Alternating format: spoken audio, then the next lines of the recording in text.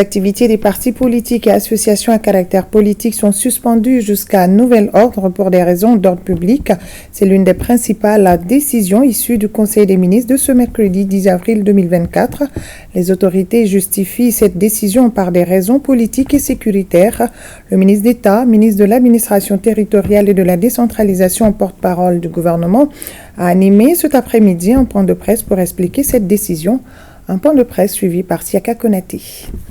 Les autorités de la transition ont décidé de suspendre jusqu'à nouvel ordre les activités des partis politiques et associations à caractère politique.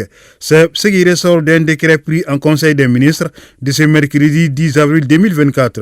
Le président de la transition, chef de l'État, statuant en Conseil des ministres, décrète, article 1er, sont suspendus jusqu'à nouvel ordre pour raison d'ordre public les activités des partis politiques et les activités à caractère politique des associations sur toute l'étendue du territoire national.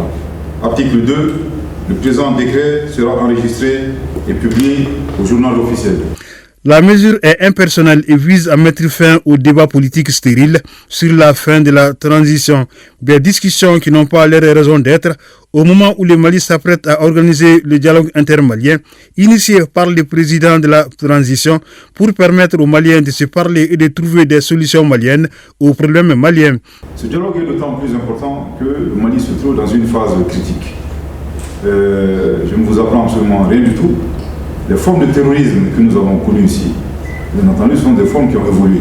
Dans un premier temps, c'était vraiment un terrorisme mené essentiellement par des acteurs extérieurs. Ensuite, c'est un terrorisme qui s'est amalgamé avec une conflictualité communautaire. Aujourd'hui, cette conflictualité communautaire a suffisamment porté atteinte à la fois à l'unité de notre pays et à la cohésion nationale. Donc je crois que l'objectif recherché à travers ce dialogue, c'est vraiment de régler définitivement le problème de la conflictualité communautaire et subséquemment c'est le terrorisme. Plus les terroristes sont isolés, plus bien entendu leur lutte et leur neutralisation devient facile pour nos forces de défense et de sécurité. Au moment de mettre en œuvre ce dialogue ô combien important pour notre pays, nous avons nous-mêmes été surpris.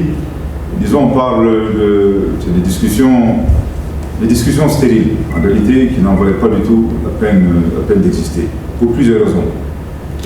Personnellement, je qualifierais ces discussions de paradoxe du poule et de l'œuf. On n'a pas le temps, de rentrer dans ce genre de détails.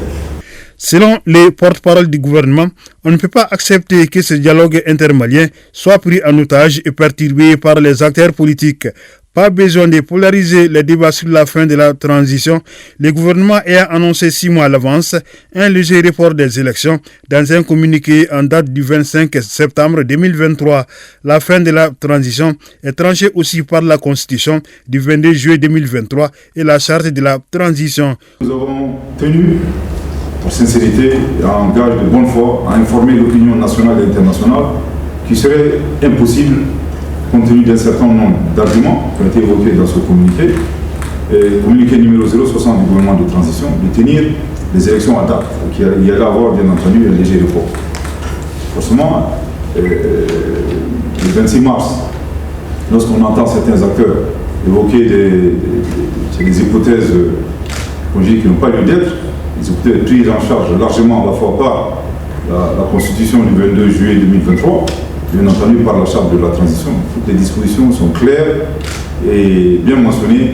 On n'est pas du tout dans un vide juridique. La transition continue. Et les porte-parole du gouvernement d'appeler l'ensemble des acteurs politiques à collaborer avec les comités de pilotage du dialogue intermalien pour la réussite de ces assises, dont la phase communale se tiendra du 13 au 15 avril prochain.